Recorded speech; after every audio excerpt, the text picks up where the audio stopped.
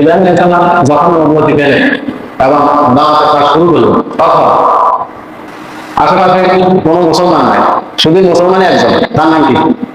ইব্রাহিম আলাইহিস সালাম। মুসলমান কয়জন? একজন। আর আশেপাশে সবাই হচ্ছে মূর্তি পূজা করে। কি পূজা? মূর্তি পূজা। একদিন হঠাৎ করে যারা মূর্তি পূজা করে এরা সবাই মিলে আসি, বলতেছে ইব্রাহিম, আগামীকালকে আমাদের অনুষ্ঠান আছে, মেলাতে, তোমার দাম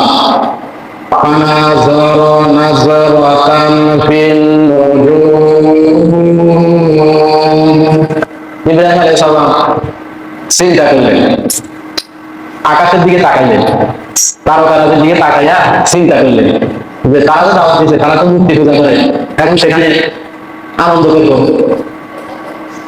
তারা তার আল্লাহকে মানে না। তখন তিনি আকাশের দিকে তাকাই বলছেন, ইন্নী ওয়াজ্জাহতু ওয়াজহিয়া লিল্লাযী ফাতারাস সামাওয়াতি ওয়াল আরদা হানিফা ওয়া মা আনা মিনাল মুশরিকিন। নিশ্চয় আমি আল্লাহর দিকে রুজু করলাম, যিনি আসমান এবং জমিনের মধ্যবর্তী স্থানে যাহা কিছু আছে এগুলার মালিক। আমি একনিষ্ঠভাবে সেই এক আল্লাহর দিকে মুখ ফিরে গেলাম। ওয়া আনা মিনাল মুশরিকিন, আর যারা শিরক করে, মুশরিক, তাদের সাথে আমার কোনো সম্পর্ক নাই, আমি তাদের সাথে নাই। তখন তারা তো দাওয়াত দিয়েছে, সে বলতেছে ফাকালা ইন্নী সাকিম, আমি অসুস্থ। কে বলতেছে? ইব্রাহিম আলাইহিস সালাম। সর্দি অথবা কোনো একটা অসুস্থতা ছিল, অথবা মানসিকভাবে অসুস্থ। অসুস্থ দুইভাবে থাকে, শারীরিক অসুস্থ, মানসিকভাবে অসুস্থ। কথা বুঝেন? কোন সৃষ্টিকে কষ্ট দিলে, কোন সৃষ্টিকে কষ্ট দিলে সে কখনো সুখী হয় না। আমাদের সবাইকে এখানে যারা আছে বানিয়েছে কে? আমাদের কোনো অধিকার আছে কারণে কষ্ট দেওয়া। পাপালা ইবনে সাকিম, আমি ভাই অসুস্থ, তো তারা কি করছে?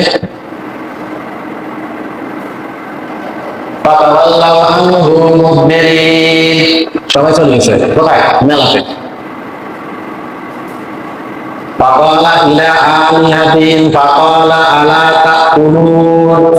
ইব্রাহিম এবার চিন্তা করল, সবাই যখন মেলাতে গেছে, তাদের যে মূর্তি আছে লাখ মানত উজ্জা লক্ষ্মী, এখন আমি সেখানে গিয়ে এই সুযোগে মূর্তির সাথে কথা বলবো, দেখি সত্যিটা তারা খোঁজা কিনা। তো গেছে, সেখানে গিয়ে বলতেছে পাকলা আলা তাকুলুন, এই যে বসা খাবার, খা খা, মুখিয়ে খা, খাই না, এই খাস না, আপনার তো ম্যানেজ কিন্তু ঘরের মধ্যে আছে। বাংলা কুমলা তান্তেকুন, কথা কষ্ট খা। দেখো ইব্রাহিম তো কারে বুঝতে দে, তোরা না খোদা তো খাস না, কথা কস না, একটা ক্ষমতা তো দেখা দিয়ে, একটা লাভ দেখ না, কোনো শব্দ নাই, এখন মানুষ খারাপ হচ্ছে না। এবার ডান হাতে পট করে একটা সোবার দিচ্ছে, তাও কোনো মাথা না, ব্যথা হয়েছে তাও খাই, কিরে যাতে দশ সোবার দিচ্ছি, কথা কষ্ট লাগে, আরো খারাপ হচ্ছে না। এবার একটা বাড়িতে একটা কোঠা, বাবা যে কোঠা দিয়া, ওই বাবাও তো মূর্তি পূজা করে, কোঠা দিয়া গাছ কাটে, ওই কোঠা নিয়ে আসে, আসুন সব মূর্তি কল্লা ভাঙছে, হাত ভাঙছে, পা ভাঙছে, ভাঙে একটা বড় মূর্তি লাভ, বড় মূর্তির কান্দের মধ্যে কোঠাটা রাখি সে বাড়িতে চলে আসছে।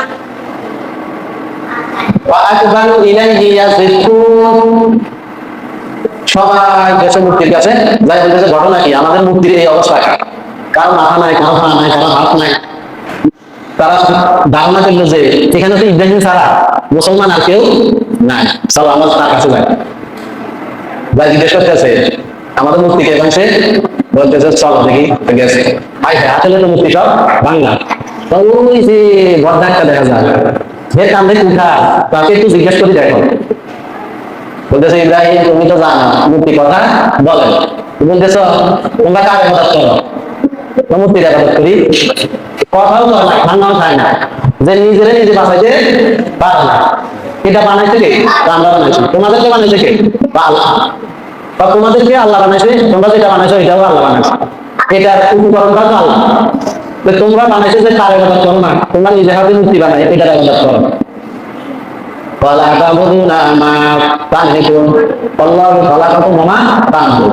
এই কথাগুলো বলার পরে قالوا بنوا له بنيانا فألقوه في الجحيم فأرادوا به كيدا فجعلناهم الأسفلين। সবাই বলতেছে ইব্রাহিমের সাথে তো যুক্তি তর্ক পারলাম না, একটা কাজ করো, আগুনের একটা বড় অগ্নিকুণ্ড বানাও, তাকে আগুনে ফেলে মেরে ফেলবে, তাহলে আমাদের আর কোনো শত্রু নাই, আমাদেরকে কিছু বলার মতো বাধা দেওয়ার মতো আর কোনো শত্রু কেউ নাই, কে একজনে আছে, আমরা একে মেরে ফেললে তো হয়। কুণ্ড বানানো হলো এত তেজ আগুনের, কাছে যাওয়ার মতো, কাছে গিয়ে যে আগুনে ফেলাইবে সেই কোনো সুযোগ নাই। তখন তারা সরকার বানাইল, সরকার বানায় সেটার মধ্যে উঠায় ইব্রাহিম আলাইহিস সালামকে আগুনে ফেলে দিল। তার বাবা তখন ফেরেশতারা প্রথমে এটাকে ধরে রাখছিল, পরে সেখানে অশ্লীল ব্যবহার দিছে যাতে করে ফেরেশতা চলে যায়। এভাবে তাকে যখন আগুনে ফেলে দিল, এবার ইব্রাহিমের একজন আছে কিনা? আল্লাহ বলেন, আল্লাহ আল্লাহ নাযিল করতেছে, কুলনা ইয়া নারু কুনি বারদান ওয়া সালামান আলা ইব্রাহিম। হে আগুন প্রশান্ত হয়ে যাও, ঠান্ডা হয়ে যাও। এখন ঠান্ডা করেছে তো ঠান্ডায় হয়ে গেলে আবার ইব্রাহিম আলাইহিস সালাম ঠান্ডা লাগবে না, ঠান্ডা হও, তবে এমন ঠান্ডা না যে ইব্রাহিমে কষ্ট হয়, শান্তদায়ক হয়ে যাও, শান্তি হয়ে যাও, প্রশান্ত হয়ে যাও। ইব্রাহিম আলাইহিস সালাম ওই 40 দিন আগুনের ভিতরে ছিল, যে শান্তি পাইছে আর কখনো এত শান্তি পায় না। এই আগুনের ভিতরে ফুল বাগান বানাইয়া বেহেশত বানাইয়া 40 দিন সুখে রাখছে কে? আল্লাহ। সেই ইব্রাহিমের সুন্নাত হচ্ছে কি? কুরবানি। বলেন কুরবানি, বলেন কুরবানি। ওই কুরবানি দিবেন কার সন্তুষ্টির জন্য? আল্লাহ সন্তুষ্টির জন্য। কুরবানি দিলে তখন আগুন আসি পুড়িয়ে দেবে, তখন পুড়িয়ে ফেলা হতো। কিন্তু আমাদের আল্লাহ ইব্রাহিম আলাইহিস সালামের বরকতে, নবী মুহাম্মদ সাল্লাল্লাহু আলাইহি ওয়াসাল্লামের বরকতে বললেন যে না, গোশতগুলা নিজে খাবে এবং অপরকে খাওয়াবে, বিক্রি করা যাবে না, নিজে খাবে অপরকে খাওয়াবে। এটা হচ্ছে আনন্দ, একা না সবাইকে নিয়ে কোরবানি দেখানো, সবাইকে নিয়ে আনন্দ করার জন্যই তো, নাকি? সবাই খাবে, আনন্দ হবে না? এটাই তো আল্লাহ দেখতে চান, আল্লাহ খুশি হবে। কোরবানি গোশত রক্ত এগুলা কিছু না, রক্ত প্রবাহিত হয়ে যাওয়ার আগে আল্লাহ দরবারে আপনার নিয়ত তাকওয়া পৌঁছে যান। যদি তাকওয়া নিয়ত ঠিক থাকে আল্লাহ কোরবানি কবুল করে নেন।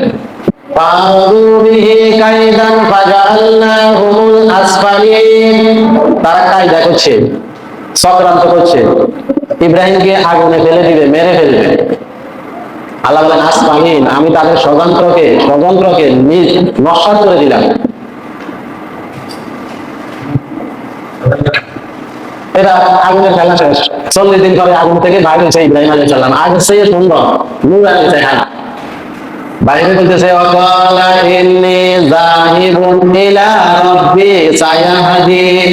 এখন আমার এক আল্লাহ ছাড়া এখানে আমার কেউ নাই, আমি আল্লাহর কাছে চাই, আল্লাহ আমাকে পথ দেখান।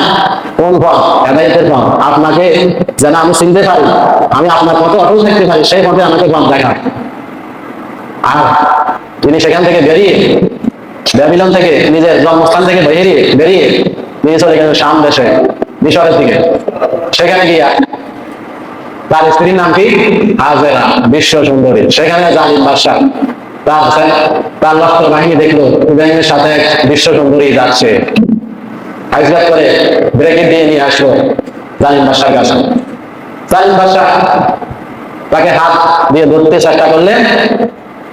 হাজেরা বললেন, বেশ কর, আমি 2 রাকাত নামাজ পড়বো, তারপরে খেলা হবে।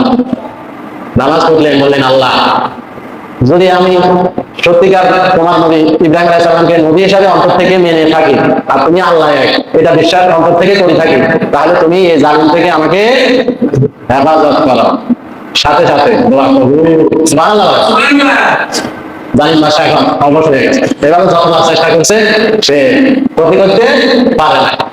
তখন বলে ইব্রাহিমকে ডাকো, সে একজন আল্লাহর খাঁটি বান্দা, তাকে কিছু রাজ্যের অংশ দিয়ে দাও এবং একজন দাসী বাদী আমার এখান থেকে তার খেদমতের জন্য দিয়ে দাও, তার নাম কি? হাজেরা। দিয়ে দিলেন, সেখান থেকে চলে আসলেন।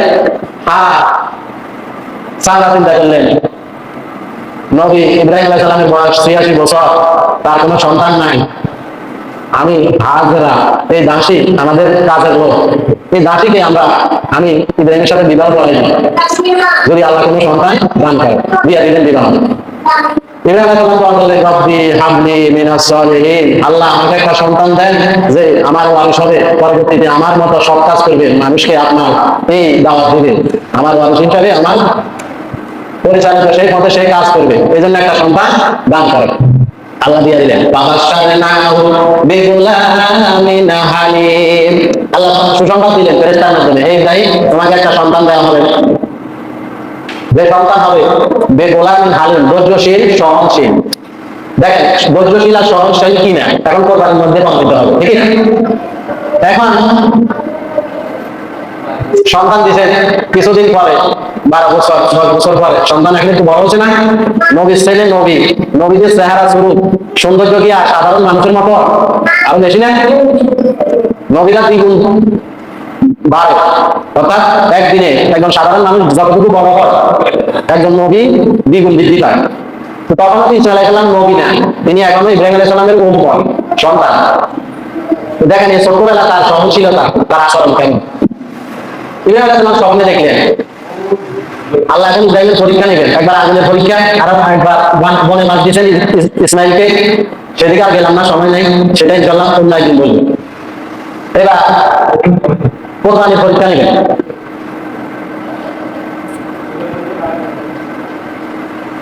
فلما بلغ معه السعي قال يا بني إني أرى في المنام أني أذبحك فانظر ماذا ترى قال يا أبت افعل ما تؤمر ستجدني إن شاء الله من الصابرين। ইব্রাহিম আলাইহিস সালাম বললেন, তুমি এখন 10 বছর 12 বছরের সন্তান, তোমার প্রতি আমার মায়া মহব্বত সবচেয়ে বেশি, আমার কোনো সন্তান নাই, এই বুড়ো বয়সে আল্লাহ তোমাকে দান করেছে, এখন আল্লাহ আমাকে স্বপ্নে দেখাইছে আমি যেন আমার সবচেয়ে প্রিয় এই কলিজার টুকরা তোমাকে কোরবানি করি। তখন সে কি বলছে?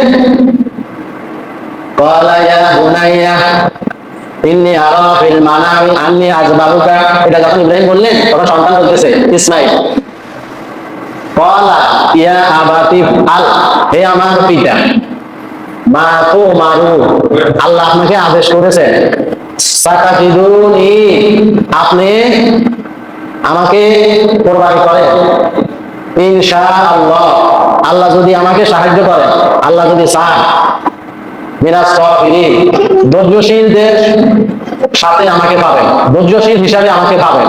আপনি আমাকে কোরবানি করবেন, জবাই করবেন, আমি ছুটাছুটি মোটামুটি করবো না, পাড়াপাড়ি করবো না, আপনি আমাকে কোরবানি করেন।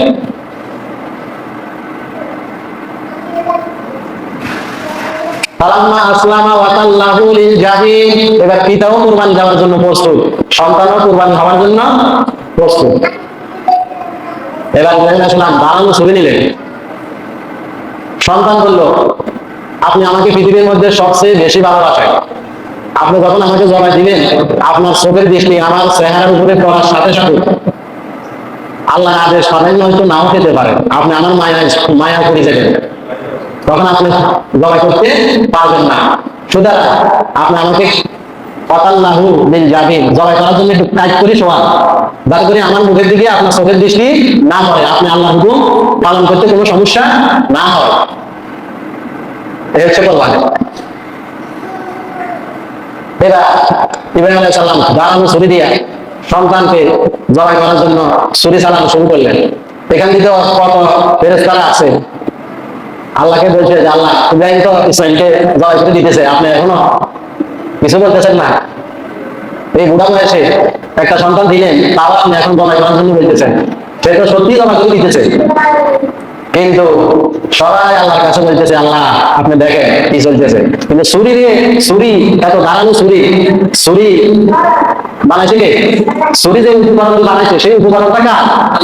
ছুরি কার কথা শুনবো? যতজনে যত কথাই বলুক, ছুরি তো আর কাজ করে না, যতই পৌঁছাইতে আছে ইসমাঈলের গলা কাটা যাচ্ছে না। আসমান থেকে আল্লাহ ডাক দিয়ে বললেন, না যায় না আই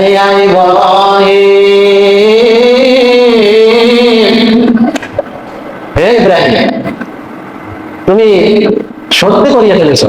কদ সাদ্দাকতা রুইয়া, তোমার স্বপ্ন তুমি সত্যি পরিণত করেছো। ওয়াকাযালিকা নুনজিল মুমিনিন, আর যারা সত্যিকারের ঈমানদার তাদেরকে আমি এভাবে পুরস্কার দিয়ে থাকি। সুবহানাল্লাহ। ইন্নী জাইলুন ফিল আরদি, জমিনের সমস্ত উম্মতের জন্য তোমাকে আমি নেতা বানিয়ে দিলাম, ইমাম বানিয়ে দিলাম। আমাদের ইমামকে ইব্রাহিম আলাইহিস সালাম, জাতির পিতাকে মিল্লাত আবিদু ইব্রাহিম, ইব্রাহিমের এই এত কোটি কোটি মানুষের নেতা, পিতা, রুহানি পিতা, ধর্মীয় পিতা, এটা যে বানাইয়া দিলেন আল্লাহ তাআলা। ইব্রাহিমকে কতগুলো পরীক্ষা আল্লাহ নিয়েছেন, আর ইব্রাহিম প্রত্যেকটা পরীক্ষার মধ্যে পাস করেছেন। এত কষ্টের পরে আল্লাহ তাকে এতটুকু সম্মান দান করছেন, ঠিকই না? সবাই মানুষের যখন নবীজি গেলেন, ইব্রাহিমকে সশস্ত্রে দেখিয়ে আসছেন কোথায়? সিদরাতুল মুনতাহা, বাইতুল মামুর, জামে মসজিদের পাশে তিনি ট্যাক লাগাইয়া চাল দিয়া বসে রয়েছেন। সবচেয়ে সুন্দর আমাদের নবী হযরত মুহাম্মদ সাল্লাল্লাহু আলাইহি ওয়াসাল্লামের সূরত, কারণ ইব্রাহিমের বংশ হচ্ছে আমাদের নবীর বংশ, সেখান থেকে নবীদের বংশের সিলসিলা। ইসমাইল, ঈসা, ইয়াকুব, ইউসুফ নবী, ইয়াকুব নবী, ইসমাইল নবী, ইসহাক নবী, ইব্রাহিম নবী, এরা সবাই আমাদের নবীদের বংশের সাথে যোগ সাদৃশ্য। ইব্রাহিমের সেই কোরবানি এখন আল্লাহ বলবেন যে এটা কি কোরবানি? ইন্না হাযা লাহুল বালাউল মুবিন, আল্লাহ বলতেছেন নিশ্চয়ই এটা হচ্ছে সবচেয়ে বড় কোরবানি। একটা সন্তানকে, ইসমাইলকে আল্লাহ বাঁচাইয়া বড় একটা কোরবানির ব্যবস্থা করে দিলেন। একটা দুম্বা জান্নাত থেকে এনে ওই শরীর নিচে শোয়া দিলেন। বিসমিল্লাহ আল্লাহু আকবার এই কথা বলে ইব্রাহিম আলাইহিস সালাম ফুঁস দেওয়ার সাথে সাথে দুম্বার গলা কেটে গেল এবং কোরবানি হয়ে গেল। অথচ ইসমাইল আলাইহিস সালামকে আল্লাহ তাআলা সেখান থেকে বাঁচাইয়া দিলেন, বড় একটা কোরবানি উম্মতের জন্য দান করে দিলেন। এজন্য বলে ইন্না হাযা লাহুল বালাউল মুবিন ওয়া ফাদাইনাহু বিযিবহিন আযীম। আযীম মানে মহান, অনেক বড় একটা কোরবানি, যেটা উম্মতে মুহাম্মদীকে আল্লাহ তাআলা দান করেছেন। সুবহানাল্লাহ। ইব্রাহিম আলাইহিস সালামের পরীক্ষার মাধ্যমে ওয়া তারাকনা আলাইহি ফিল আখিরিন, আল্লাহ বলতেছে এই বড় কোরবানি এটা থাকবে পরবর্তী জেনারেশনের জন্য। কতদিন থাকবে সেটা কিন্তু বলেন না। তার মানে আমাদের নবী হযরত মুহাম্মদ সাল্লাল্লাহু আলাইহি ওয়াসাল্লাম, তারপরে আর কোনো নবী আসেনি, এরপরে কোরবানির কোনো পরিবর্তন আসেনি। কিয়ামত পর্যন্ত যত মানুষ আসবে হযরত মুহাম্মদ সাল্লাল্লাহু আলাইহি ওয়াসাল্লামের উম্মত হিসাবে সবার জন্য এই সামর্থ্য থাকলে কোরবানি দেওয়া কি ওয়াজিব। তাহলে কিয়ামতের আগ পর্যন্ত কোরবানির আর কোনো পরিবর্তন হবে না। এই ইব্রাহিম আলাইহিস সালামের মাধ্যমে যে আমরা কোরবানি পেয়েছি, এই কোরবানি কিয়ামত পর্যন্ত চালু থাকবে। এই কোরবানির মাধ্যমে আমরা কতগুলা সব পাই, কত দিক থেকে আমরা উপকৃত হতে পারি। একদিন যদি আপনি কোরবানি দেন, ওই পশুর গায়ের মধ্যে যতগুলা লোম আছে, পশম আছে, প্রত্যেকটা লোমের সমপরিমাণ সওয়াব আপনাকে দান করে দেওয়া হবে। এবং কোরবানির পশু জবাই করার সাথে সাথে রক্ত মাটিতে পড়ার আগে আপনার কোরবানি কবুল হয়ে যায় আসমানে। যদি আপনার তাকওয়া থাকে, নিয়ত ঠিক থাকে, তাহলে আপনার কোরবানি কবুল হয়ে যাবে। কিন্তু রক্ত, গোশত এগুলো কোনো দাম আল্লাহর কাছে নাই, দাম হচ্ছে আপনি তাকওয়া। আর এই কোরবানির মাধ্যমে আনন্দ করবেন, নিজে খাবেন, সবাইকে খাওয়াবেন, সবাইকে নিয়ে আপনি কোরবানি করবেন। কারণ তখনকার দিনে তো কোরবানির গোশত খাওয়ার সিস্টেম ছিল না, আগুনে পুড়িয়ে ফেলতো। পরবর্তীতে আল্লাহ তাআলা বলেন ফাকুলু মিনহা ওয়া আতিমুল বাইসাল বাকি। এই আনন্দ হবে ভিন্ন রকম। মুসলমানের আনন্দ হচ্ছে ভিন্ন রকম, আর মুশরিকদের আনন্দ হচ্ছে ভিন্ন রকম। মুশরিকদের আনন্দ হচ্ছে বেহায়াপনা, লজ্জা, তাদের কোনো লজ্জা নাই। বাবা মেয়ে ছেলে সবাই আপনার ইন্ডিয়া একজনের সামনে আরেকজনের হাঁটতে কোনো লজ্জা লাগে না। ওই যে ইন্ডিয়াতে একটা সিস্টেম আছে, স্ত্রী বলবে আমি আজকে একজনকে পছন্দ হয়েছে, তাকে নিয়ে রাত কাটাবো, তুমি কোথাও গিয়ে হোটেলে আজকে রাত্র খাটো। স্বামী হোটেলে গিয়ে থাকতে বাধ্য। যদি কিছু বলে তাহলে পুলিশে কল করবে, বলবে যে সে আমার স্বাধীনতার মধ্যে হস্তক্ষেপ করেছে, তাকে অ্যারেস্ট করা হবে। এই হচ্ছে তাদের দুনিয়ায় সুখ শান্তি। আর আমাদের হচ্ছে ভিন্ন রকম। আমাদের এই যে দুনিয়ায় এই আনন্দ, এটা সবাইকে নিয়ে সম্মিলিত ভাবে, এবং এটার মাধ্যমে আমরা দুনিয়াতে মৃত্যুর পরে আল্লাহ অসংখ্য একটা জীবন দান করবো, যেটা শুরু আছে কোনো শেষ নাই। সেই জীবনের সুখের জন্য আল্লাহ এই নিয়ম কানুন দিয়ে আমাদেরকে হযরত মুহাম্মদ সাল্লাল্লাহু আলাইহি ওয়াসাল্লামের উম্মত হিসাবে দুনিয়াতে পাঠিয়েছেন। যদি আমরা এই শরীয়ত মেনে চলি, মুহাম্মদ সাল্লাল্লাহু আলাইহি ওয়াসাল্লামের উম্মত হিসাবে থাকতে পারি, মেনে চলতে পারি, শরীয়ত মেনে চলতে পারি, তাহলে আল্লাহ তাআলা আমাদেরকে অনন্ত জীবন দান করবেন, যে জীবনের শুরু আছে কোনো শেষ নাই। এরকম অসংখ্য আয়াত আছে যেখানে কাফেররা প্রশ্ন করছে যে আমাদের বাপ দাদারা মারা গেছে, তাদের হাত রক্ত গোশত সব মাটি হয়ে গেছে, এরপরেও কি আল্লাহ সেখান থেকে আবার আল্লাহ জীবিত করবে? কোরআন বলতেছে যে হ্যাঁ, অবশ্যই আল্লাহ আবার সবাইকে জীবিত করবেন। কোরবানির আলোচনা অনেক লম্বা।